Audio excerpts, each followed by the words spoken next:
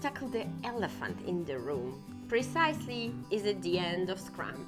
Is Agile dead? And so on. This question has been making rounds in the Agile community for a while now, and just to show you that the elephant in the room has been acknowledged, I created this bit for you. Those are all the different sessions throughout the conference that were about Agile identity crisis. So there was a keynote panel on Wednesday about Reimagining Agile, and the panel featured some of the heavy lifters. Jim Highsmith's take was on reimagining management, and John Kern has a very interesting initiative going on. Hi, I'm Maria, and this is the Agile State of Mind.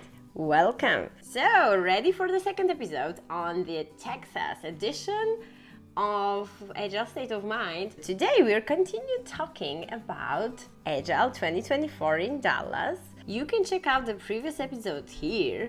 It had some overview about the conference itself. I spoke about my talk, my facilitation workshop that I facilitated. I was a speaker there. Alright, so now that we've gotten this out of the way, I would like to tell you what's hot and happening for Agile based on the Agile 2024 conference, straight from the conference floor. Let's go! So first, let's tackle the elephant in the room. Precisely, is it the end of Scrum? Is Agile dead? And so on. This question has been making rounds in the Agile community for a while now, and just to show you that the elephant in the room has been acknowledged, I created this bit for you. So as you see here, those are all the different sessions throughout the conference that were about what was called Agile identity crisis. So we have brewing up Agile identity solutions, Agile identity comedy hour, which was a bit humoristic take on what's going on. Then we have sketching our Agile identity crisis. Again, the same name. Agile identity, embracing the chaos, dive into the Agile identity fishbowl, and last but not least, emergent talks, charting the course of Agile identity. So as you see, many talks and also debates have been addressing the issue, the topic. So the elephant was freed from the closet. Then there was also the Battle Royale, Agile Identity Showdown. There was a track called Audacious Salon, and most of the battles and conversations and debates there were also tackling that topic. I guess if there ever was an elephant in the room, it definitely got acknowledged. And the cherry on top, because I will not mention, I haven't even really participated in many of those. I always had something else to go to, which is one of the pain points of being in such a conference. Can you imagine that there have been 15 talks or workshops at the same hour? When my workshop was there were 14 others that people could go to. So imagine the choice overload. It was really hard to be there, and even if at the beginning you start thinking about, oh, I would like to go to those, then somehow something else happens and you go to something else and you forget. So it's really hard. There's a cherry on top, okay? So there was a keynote panel on Wednesday about Reimagining Agile. It was a debate moderated by insightful Ellen Grove, and the panel featured some of the heavy lifters. There was Jim Highsmith, John Kern, Heidi Musser, and Sanjeev Augustine. And just when we thought it couldn't get any better, Alistair Cockburn came on the stage, and he had a flight in like an hour from there, so he just said hello and went off. So the conversation tackling this big looming questions that go far beyond what the 17 signatories of Agile Manifesto could have predicted. First off, because it's no longer enough for a small group to talk for a huge and massive Agile community. Instead, the journey must be shared with a broader and more diverse audience. The panel asked a couple of questions. Are you interested in exploring with us? How do we begin the Agile reimagination journey? And how do we make Agile and agility flourish? Jim Highsmith's take was on reimagining management. So among many of the insights shared, reimagining management caught my attention too, because that's where I think a lot of company issues and challenges take their root cause. And I'm sure that it's something that many of us have been feeling in our workplace. So if you go to Jim's profile on LinkedIn, he shares a lot about that, about how we are in this obsession of measuring productivity and making sure everybody is busy instead of actually measuring the outcome and the value we provide. So I'm leaving this topic for you to investigate more about. And let's move on to John Kern. And John Kern has a very interesting initiative going on. We spoke about that at breakfast one day. John Kern, who's also one of the founders and authors of Agile Manifesto, the initiative is to gather beacons of hope for Agile. So shining examples of Agile successful environments that truly embody what agility can achieve. He calls it exemplars, and as you see on his page, those exemplars will help people realize that maybe where they work has a truly crazy version of Agile going on, and you can share it with them, with him and his team. Those stories will serve twofold purpose. They would act as beacons of hope, and they will also help deepen inquiry where they can do an analysis of some patterns, of some ways of working, and those hard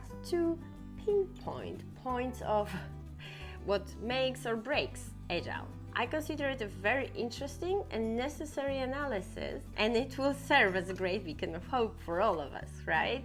So if you have such a story to share, ping him on LinkedIn. He will be very happy to listen to you. And now, there was a poignant moment at the Reimagining Agile debate when somebody mentioned age. And the question is Agile aging? At the conference there were over 1,000 people, and this panel was a keynote, which means there was nothing else going on. You were either here or at the pool. So most of the people were there.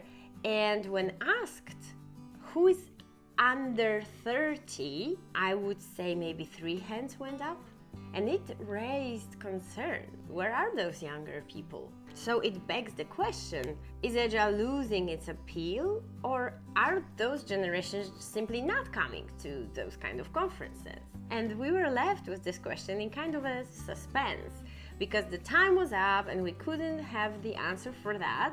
And then after the panel we were going to the open space. It was extreme open space with so many people. Can you imagine? It was a jam. Maybe at some point somebody discussed that question. It's for sure an interesting question. How do we engage a younger generation of practitioners? And to continue this wave of hope and trying to reimagine Agile, I went to the AMA of Esther, the co-author of this book, and she was talking mostly about leadership, and she refers to what has been said about reimagining management.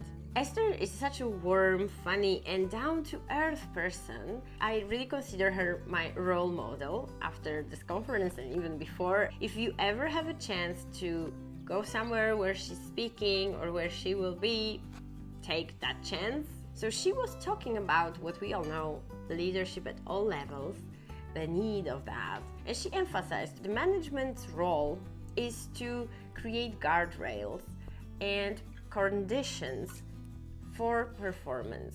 She puts it that performance emerges when the conditions are right for it. And this is again something that we keep forgetting. We think, you need to coach the team and the team is important, but there need to be conditions for them to flourish. And she also stresses out something important, that's the peer-to-peer connections, how we need to help the teams collaborate, which, collaboration 2.0, please collaborate better, help people collaborate. And she touches on that, and there's something very interesting what she said. And she said, we are more likely to follow through on the commitments we make to ourselves and our peers rather than those made to management. And isn't that right? And then she said that great teams make hard work look easy and fun. And why is that? It's because they know each other, they have relationships, they collaborate with each other, and they count. They know they can count on each other. And this is the thing that I really wanted to mention here, because I think it really gives us this hope and where we should be pointing our efforts and how we can help, not only help the teams and coach the teams, but also help the management and the leadership to focus on the right things. So again, go to my Substack. You will find there a curated post with all those great people that have great insights, and where to find them and what books you need to read so you can get inspired. There are two more things that I would like to mention. It's the hallway conversations and the Agile Advice. So one thing you learn at the conferences is that those great interactions and inspiring conversations not only happen on the floor of the speaker talks, but they also happen outside, like on the corridor while having lunch or at the pool. It's important to make the point to talk to different people, engage with them, present yourself, and this way you gather a wide range of perspectives about different subjects, and especially about the topics that you're passionate about. And in the hallways this year, I discovered a few intriguing topics. So one was about people actively removing Agile from their roles and business offerings. They view it as a precaution. There are a lot of people that are tired with the label Agile, and they just prefer to not mention it to avoid people getting irritated or resist what they have to offer. So even though they still put there a lot of teachings and principles from Agile, they just don't call it Agile. And another thing was that we found ourselves debating if Agile should get a rebranding. And there was an idea that maybe something with product would be better fit, as it hasn't been yet as misunderstood or overused as Agile currently has, and maybe that would be a better way of dealing with things. So as you see, just naming is becoming an issue. It's like the identity crisis a lot of times as well has to do with what's my identity, who I am, what's my name. I'll leave you with these thoughts, as there's plenty to chew on when it comes to the future of Agile. And last but not least, I wanted to talk about the Agile Advice. Agile Advice sessions were sessions where participants could come and ask for advice or just have a minute to talk to somebody. It was based on volunteers who wanted to help others. I volunteered one day, and there were you had 20 minutes to come and propose the question and then have a conversation. I think it's a great opportunity and great initiative by Chris Lee. So, the most common questions. What are the most common questions? They were putting them on post-its so you could see all of them in one place. Estimates, planning, forecasting. So when I noticed this trend, I decided to dive deeper with people and have a chat about it. So I suggested that topic for the extreme open space. That was amazing. And can you imagine that the room was full? People had to stand up. There was not even enough seats, and it was the same room as my facilitation workshop. It fit 70. One of my biggest takeaways from the conference was that it's great to talk about Agile unicorns and the exciting innovations that are happening. It's important not to overlook the fact that many professionals are grappling with the fundamentals of Agile, and they are there working with their teams and provide some more or less accurate forecasts and estimates to their managers, right? And this realization has been also reinforced by the attendance on the Agile Essentials track and my talk on facilitation basics. And it's clear that there's still a lot of work to do to reinforce the basics. Within the Agile community, there are always new Scrum Masters, there are always new people, there are always teams that just work there and want to be better at what they do. As we continue reimagining Agile and its role in the organizations, bridging this gap between advanced practices and foundational skills is essential for ensuring that everyone can contribute effectively to their teams and projects. And that's all for today. We made it! If you want to dig deeper, go to my Substack.